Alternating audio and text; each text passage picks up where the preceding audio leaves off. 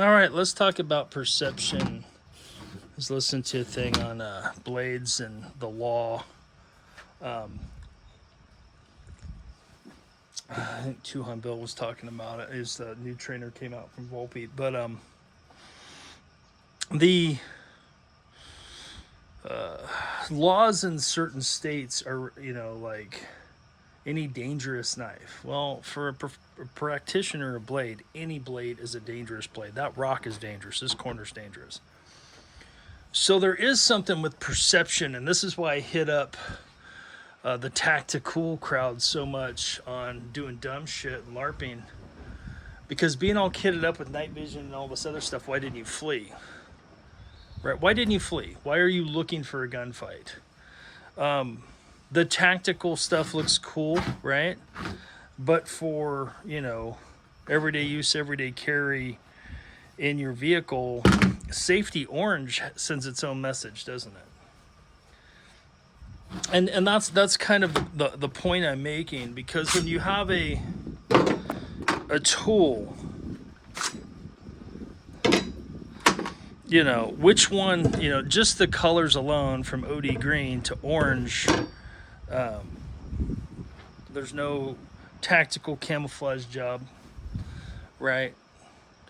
A wooden stock lever action versus a tactical one with, M-lock and all that stuff. When you start looking at stuff from the actual image projection of the fight you might have afterwards,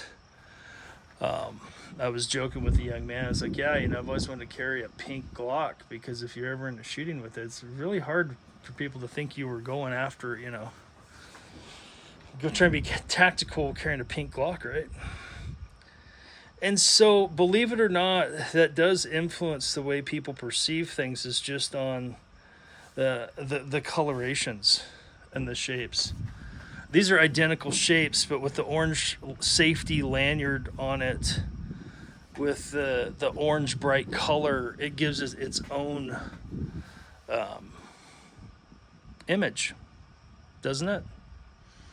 Guys walking around with Hunter Orange on versus gillied up with, their plate carriers on and trying to operate like an operator. The LARPers, the former drug addict LARPers that insult military people all the time, because they're trying to operate outside their scope line or licensure. They want the power of the martial systems without doing the reps and sets. There's a big difference between reading a book on getting a leg kick and getting a leg kick from a professional fighter or in Thailand in a ring. So, that higher learning through harder impact. The LARPers, looking for a gunfight, trying to stand on the shoulders of soldiers and giants and shit on their forehead and on their back. Yeah, that happens. It's unfortunate. But think about the coloration of the tools that you carry that might be pressed into service. Yeah. Because you might have another fight afterwards. And all that cool guy stuff you've been posting very well may come to bite you in the ass if you ever find yourself in a courtroom. Is it legal in your state to carry machete? I don't know. Maybe not. Maybe so. It can be a very formidable weapon when pressed into service. But, part of that perception is, are you looking for a fight? Or are you trying to avoid them? The preservation of life is being off the X and getting off the X as quickly as possible. Certain stuff like this can help with that. I've cut down very good sized trees with machetes that have the right amount of steel to them. When you get to the frozen wood, it's a different ball game, but some of these things hold up very well.